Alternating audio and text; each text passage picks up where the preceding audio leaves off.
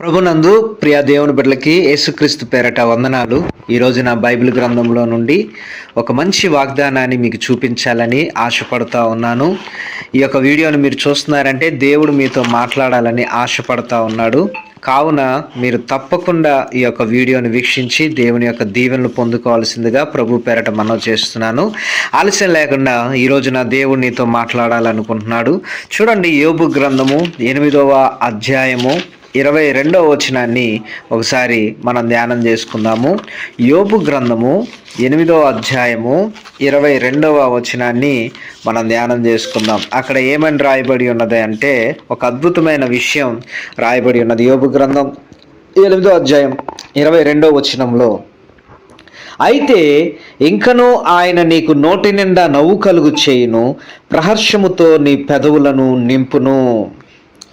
దేవుడు చెబుతున్న మాట, దేవుడు నీకు నోటి నిండా నవ్వును కలుగు చేయబోతా ఉన్నాడు. ప్రహర్షముతో నీ పెదవులను నింపబోతా ఉన్నాడు. ప్రహర్షముతో నీ పెదవులను నింపబోతా ఉన్నాడు అనగా, ఇప్పుడు దాకా ఏడుస్తున్నావు, కళ్ళ నిండా కన్నీళ్లు వస్తున్నాయి, నవ్వి ఎంతో కాలమైంది. అయితే దేవుడు నీ దుఃఖాన్ని నాట్యంగా మార్చబోతున్నాడు. ఇదిగో శుభవార్తలు నీ చెవితో వినబోతున్నావు. అలాగనే శుభకార్యాలు నీ కుటుంబంలో జరగబోతూ ఉన్నాయి. గుడ్ న్యూస్ మీరు వినబోతా ఉన్నారు. అందుకు మీ నోటి నిండా దేవుడు నవ్వును కలుగు చేయబోతా ఉన్నాడు. అలాగనే బైబిల్ గ్రంథంలో ఉండి లూకాసు వార్త 6వ అధ్యాయము 21వ వచనంలో రాయబడిన ప్రకారముగా ఈ మాటను కూడా మనం ధ్యానం చేసుకుందాము.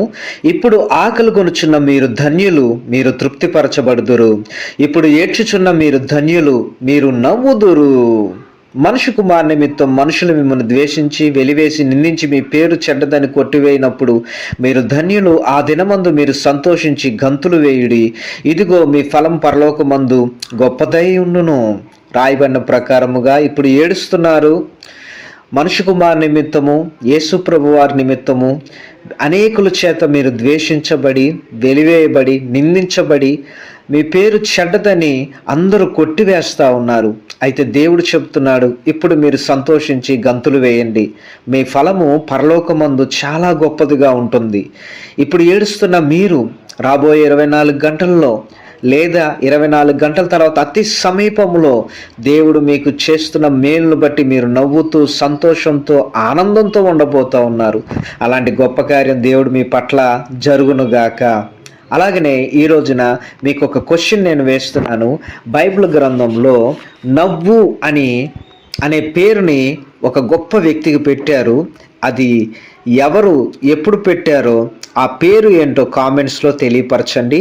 దేవుడు మిమ్మల్ని దీవించి ఆశీర్వదించును గాక. దేవుడు మీ పట్ల ఆయన కృపా కనికర్య నుంచి ముందుండి నడిపించును గాక. God bless you. దేవుడు మిమ్మల్ని దీవించును గాక. ఆమెన్.